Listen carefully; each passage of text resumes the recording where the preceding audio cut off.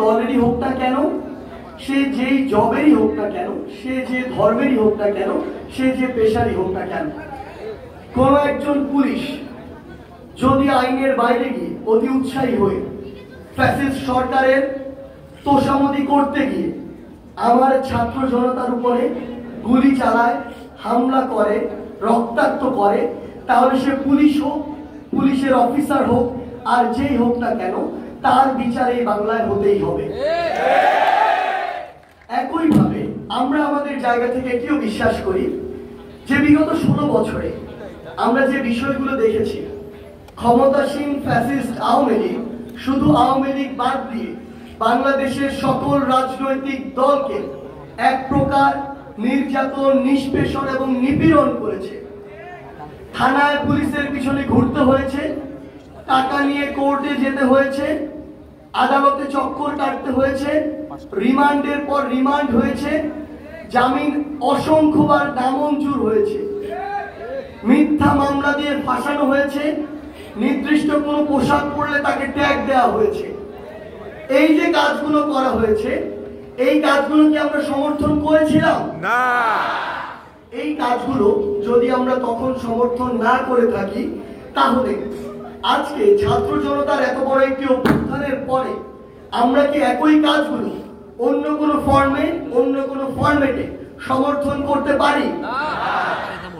যদি আমরা এই কাজটি করি, তাহলে এই ছাত্র জনতার অভ্যুত্থানের যে স্পিরিট, সেই স্পিরিটটি একদম শুরুতেই বিনষ্ট হয়ে যায়। আপনি একটা জিনিস সবসময় আমাদের মনে রাখতে হবে, জিনিসটি হচ্ছে এই 16 বছরে কেন হঠাৎ করে সকল ছাত্র জনতা অল্প কিছু স্টুডেন্টের বিভিন্ন কর্মসূচিতে জীবন বাজি রেখে রাস্তায় নেমে পড়লো? কারণ এগুলো হচ্ছে 16 বছরের জমানো ক্ষোভ। আপনি এই সরকারের প্রত্যেকটি সিস্টেমের যেই জায়গায় যান না কেন, আপনাকে কোনো না কোনো ভাবে ক্ষমতার অপব্যবহারের শিকার হতে হয়েছে, কোনো না কোনো ভাবে আপনার যেটি ন্যায্য পাওনা সেটি আপনি পাননি, কোনো না কোনো ভাবে টাকা দিয়ে কাজ করতে হয়েছে, কোনো না কোনো ভাবে তাদের মামা খালুর পরে আপনার যৌক্তিক যে অধিকারটি সেটি আপনি পাননি। 16 বছরে এই যে সামগ্রিক একটি ক্ষোভ তৈরি হয়েছে, এর ফলে আমাদের ছাত্র জনতার এই অভ্যুত্থানটি সংগঠিত হয়েছে। আপনি ঢাকার হাসপাতালগুলোতে যান, আপনি দেখবেন আমার অসংখ্য স্কুলের ভাই ক্লাস 8-এ পড়ে, 9-এ পড়ে, এইচএসসি লেভেলে পড়ে, একটা হাত নেই, দুইটা হাত নেই, একটা পা নেই, দুইটা পা নেই, দুইটা চোখ নেই।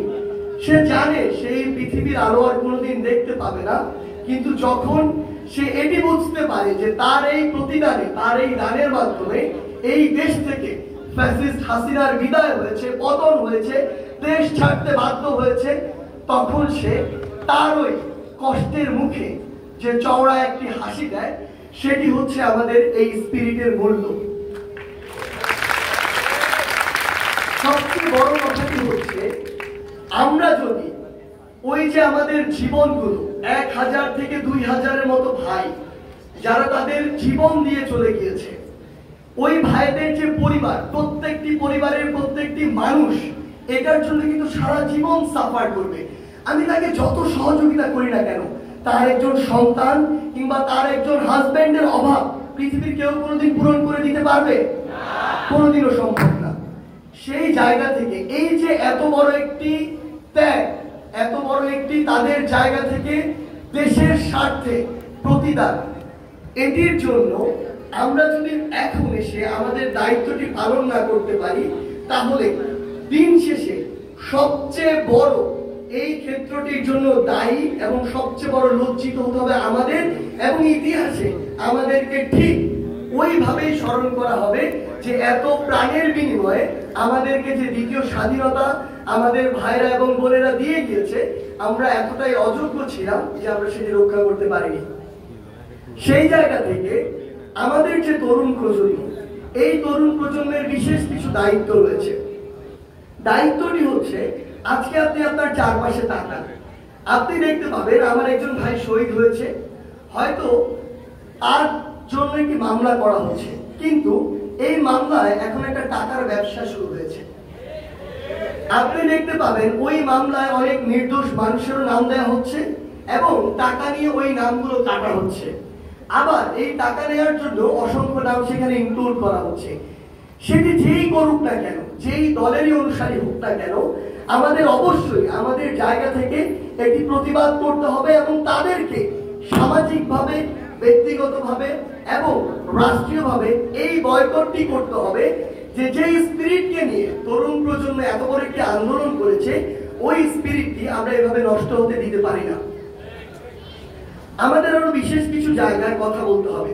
দেখুন, এই যে আন্দোলনটি ছাত্রদের মাধ্যমে শুরু হয়েছিল, শেষ হয়েছে ছাত্র জনতার আন্দোলনের মাধ্যমে। এই আন্দোলনটি একটি সামাজিক আন্দোলন দিয়ে শুরু হয়েছিল, কিন্তু শেষ হয়েছে একটি ফ্যাসিস্ট সরকারের পতনের রাজনৈতিক আন্দোলনের মাধ্যমে। কিন্তু গুরুত্বপূর্ণ যে বিষয়টি আমরা আপনাদের সামনে স্পষ্ট করতে চাই, এই বৈষম্য বিরোধী ছাত্র আন্দোলন কোনো রাজনৈতিক প্ল্যাটফর্ম নয়। আমাদের জায়গা থেকে স্পষ্ট বার্তাটি হচ্ছে, এই বৈষম্য বিরোধী ছাত্র আন্দোলনে আমরা যারা রয়েছি, আমরা কোনো অথরিটিও নয়, আমরা কোনো ডিসিশন মেকার নয়, কোনো পলিসি মেকার নয়। কিন্তু আমরা কি আসবে, যে অন্তর্বর্তীকালীন সরকার রয়েছে, সেই অন্তর্বর্তীকালীন সরকার যেহেতু এই বৈষম্য বিরোধী ছাত্র আন্দোলনের এত বড় একটি অভ্যুত্থানের মাধ্যমে সৃষ্টি হয়েছে, আমাদের এটি নৈতিক এবং দায়িত্ববোধের জায়গা থেকে আমরা একটা প্রেশার গ্রুপ, যেই প্রেশার গ্রুপ আগামী রাষ্ট্র আমরা কিভাবে বিনির্মাণ করতে চাই সেই দাবিগুলো তুলে ধরবে। কেউ যদি আবারও পূর্বের সেই তথাকথিত যে প্রথাগুলো, রীতিনীতিগুলো আবার আমাদের উপরে চাপিয়ে দেওয়ার চেষ্টা করে, আমরা একটি গ্রুপ হিসাবে সেগুলো যদি আবার আমাদের মানুষের চাহিদা মতো না হয়, আমরা স্ট্রংলি আমাদের ভয়েসটি রেইজ করব, সেটির সাথে দ্বিমত পোষণ করব। এখন সবচেয়ে বড় সমস্যাটি কোথায়?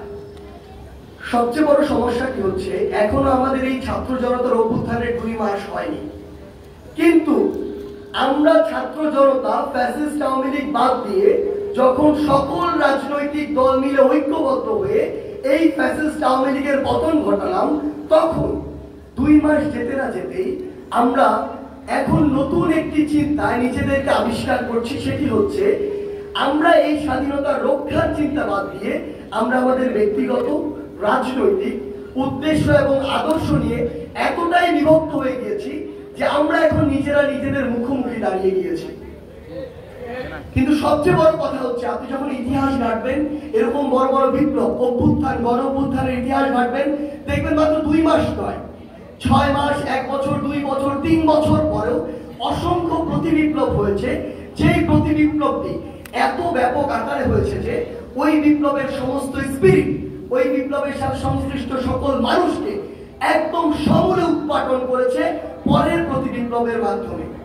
সেই জায়গা থেকে আমি আপনাদেরকে অনুরোধ করব, আমরা বারবার এটি বলি, এটি সকল ফ্যাসিস্ট আওয়ামী লীগ বাদ দিয়ে সকল রাজনৈতিক দলের, সকল ধর্মের, সকল মতের, সকল পেশার মানুষের আন্দোলন ছিল।